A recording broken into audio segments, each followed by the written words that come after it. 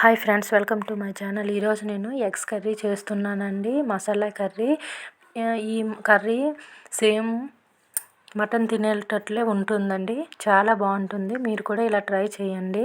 చూడండి, కావాల్సిన ఐటమ్స్ ఏమంటే ఆనియన్ ఒకటి తీసుకున్నానండి, 2 టమాటాలు తీసుకున్నాను, పచ్చిమిర్చి తీసుకున్నాను, కొంచెం జీలకర్ర, ధనియాలు, ఇంకా బిర్యానీ ఆకు, మొగ్గలు, వెల్లుల్లి, అల్లము తీసుకున్నానండి. ఇవన్నీ మిక్సీ జార్లో పెట్టి మిక్సీ పట్టుకున్నానండి. పేస్ట్ చేసుకొని ఎగ్స్ అయితే ఉలిసి పెట్టుకున్నానండి. నేనైతే 6 ఎగ్స్ తీసుకున్నాను. చూడండి, కొంచెం ఆయిల్ వేసుకొని దాన్ని బాగా ఫ్రై చేసుకోవాలండి.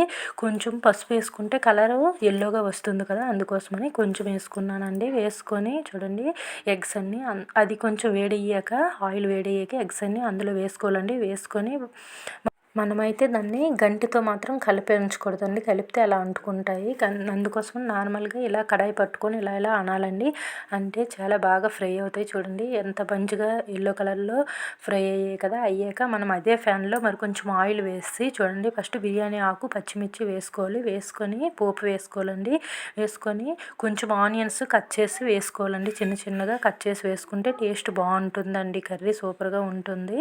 చూడండి, ఇలా కొంచెం ఫ్రై అయ్యాక ఇందులో కొంచెం కరివేపాకు వేసుకోవాలండి. కరివేపాకు వేసుకుంటే మంచి స్మెల్ వస్తుంది.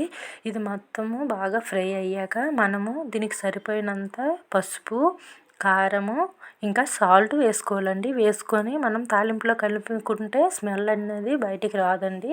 మనము ఎగ్స్ తర్వాత యాడ్ చేసుకుంటే బాగుంటుంది టేస్ట్. సరిపోయినంత వేసుకోవాలండి. వేసుకొని బాగా కలుపుకోవాలి.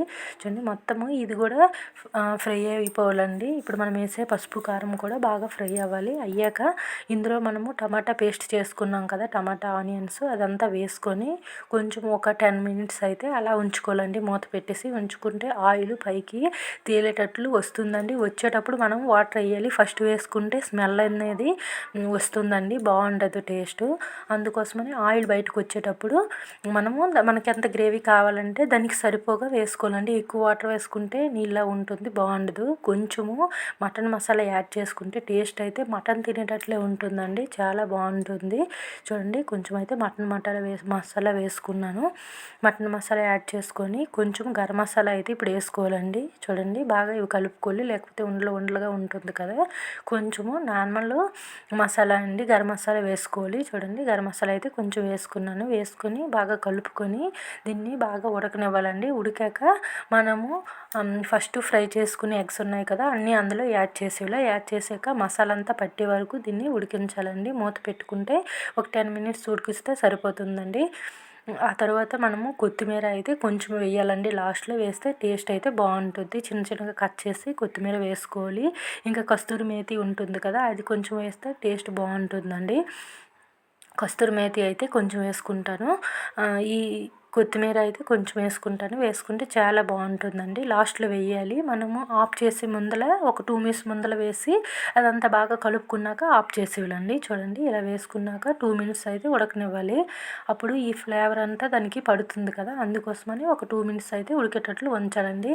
చాలా బాగుంటుందండి. మీరు కూడా ఇలా ట్రై చేయండి. చూడండి, చాలా బాగా వచ్చాయి. చూడండి, ఇది తింటే సేమ్ మటన్ తిన్నట్లే ఉంటుందండి. చాలా బాగుంటుంది. మీకు కానీ నా వీడియో నచ్చినట్లయితే లైక్ చేయండి, షేర్ చేయండి, సబ్స్క్రైబ్ చేసుకోండి. Okay friends, bye.